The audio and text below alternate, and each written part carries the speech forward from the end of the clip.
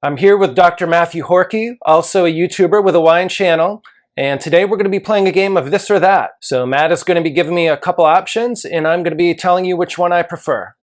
You ready to rock and roll? I'm ready to have some fun.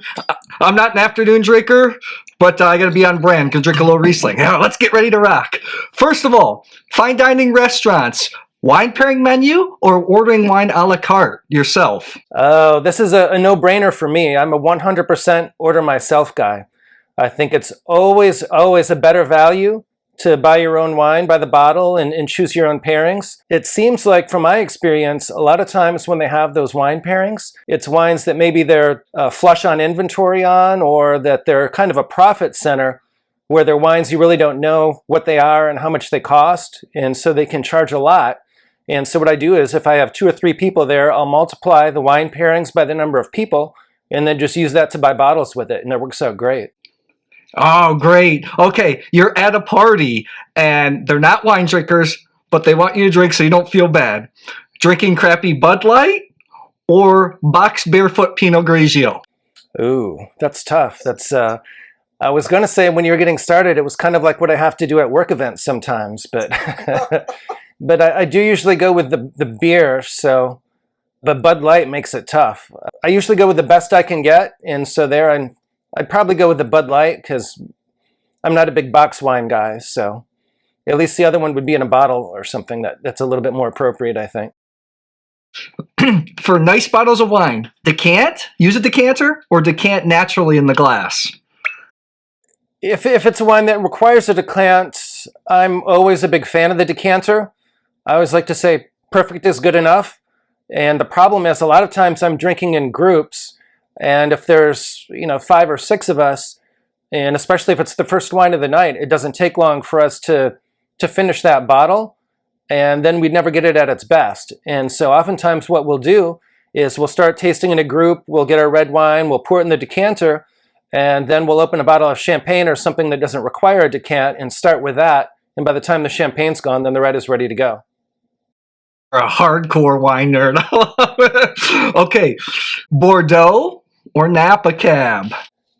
So that one's really tough. I started out in Napa, and that's how I first got into wine. I traveled there, and that was really kind of my first experience with visiting wine country, and it got me hooked, and I've enjoyed Napa wines ever since. But if I had to pick one, and I could only drink one from this point forward, I would say Bordeaux, because I got into Bordeaux kind of after that. So Napa was maybe a gateway for Bordeaux.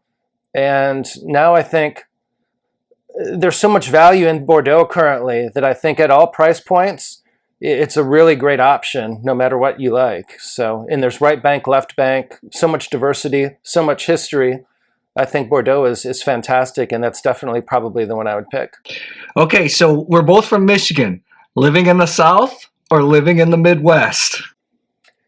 Definitely in terms of living, I would say the South. It's a little bit brutal from mid-July to mid-September, or this year, mid-May to mid-September, but I just can't do the winters anymore. I had 18 or 20 of those winters with 80 to 120 inches of snow, and you don't see the sun for 5 or 6 months. So I just can't do that anymore. So I'm too old for that now. Okay, I've got 3 more that are pretty geeky, wine geeky stuff. I know it's right up your alley. Stemware, it matters or it doesn't? It definitely matters. So I'm pretty particular about the stemware. I did one video, for example, on the proper glass for champagne. I'm totally opposed to flutes for champagne, for example. So I don't like coupes with champagne either. I think it should be, their dedicated champagne glass that has the more like the tulip shape, or alternatively a white wine glass. And so I think those are much better ways to go for champagne, and it makes a big difference for other things too. I like my big huge Zalto glass for Burgundy and Pinot and Chardonnay.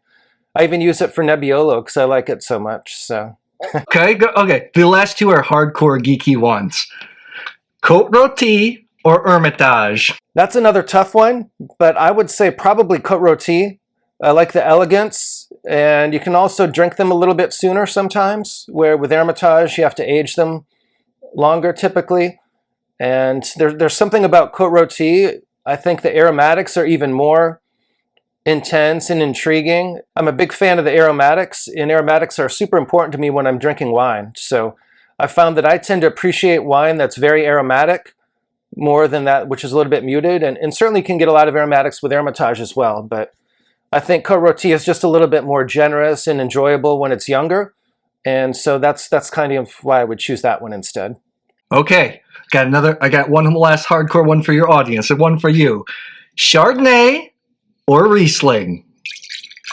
Certainly, there's a lot of Riesling that I enjoy. Alsace, Wachau, certainly from Germany.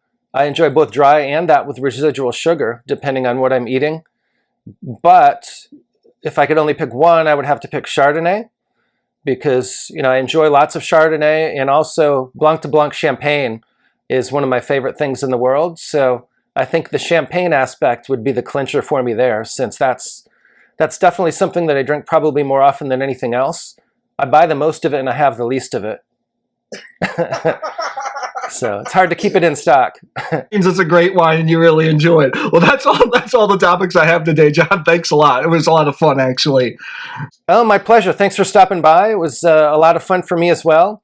And everyone, hope you enjoyed the video, and be sure you subscribe to both of our channels. So we'll have those links for you in the description below. I'll see you soon. Take care. Take care. Cheers.